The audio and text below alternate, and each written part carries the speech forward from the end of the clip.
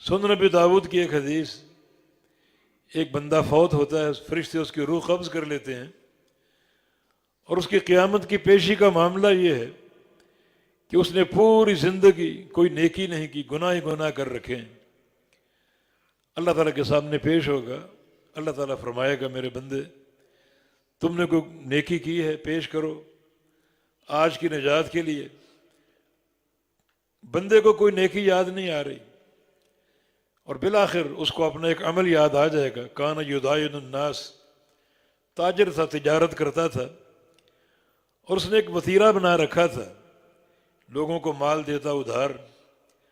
اور وقت مقرر پر اگر وہ بندہ ادائیگی کے قابل نہیں ہے تو اپنے سیکرٹری سے کہہ رکھا تھا کہ تم اس کو معاف کر دو یا ڈھیل دے دو، اگر وہ ڈھیل چاہتا ہے ڈھیل دے دو، اور اگر بالکل ادائیگی سے قاصر ہے تو اس کو معاف کر دو۔ یہ اس نے عمل پیش کیا کہ کنت اتجاوز عن المعسر وامہد الموسر، کہ میں مالداروں کو ڈھیل دیتا تھا، جو ادا کر سکتے تھے ان کو ڈھیل دیتا تھا، اور جو تنگ دست ہو چکے، مفلس ہو چکے اور کاروباری خسارہ پا چکے انہیں میں معاف کر دیتا تھا۔ یہ ایک میرا عمل ہے، اگر کسی قابل ہو تو۔ اللہ تعالیٰ فرمایا کہ یہ عمل تو میرا ہے، ڈھیل دینا میرا کام ہے اور معاف کرنا میرا کام ہے، تو میرے کام کرتا رہا، تجوزوا عنہ، فرشتوں اس کو معاف کر دو۔ اور یہ جو حدیث ہے جو اپنے بندے سے، سیکرٹری سے اس نے کہا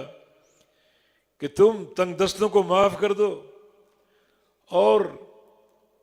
جو مالدار ہیں ادا کرنے سے قاصر ہیں ان کو ڈھیل دے دو، اور ساتھ ساتھ کیا کہا، لعل اللہ یتجاوز عنا، شاید میرے اس عمل کے بدلے اللہ مجھے معاف کر دے،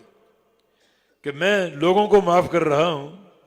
اور ان کی مشکلات آسان کر رہا ہوں، تو شاید جب حساب کا دن ہو تو اللہ تعالیٰ مجھے معاف کر دے۔ یہ بھی اس کی بخشش حاصل کرنے کا ایک طریقہ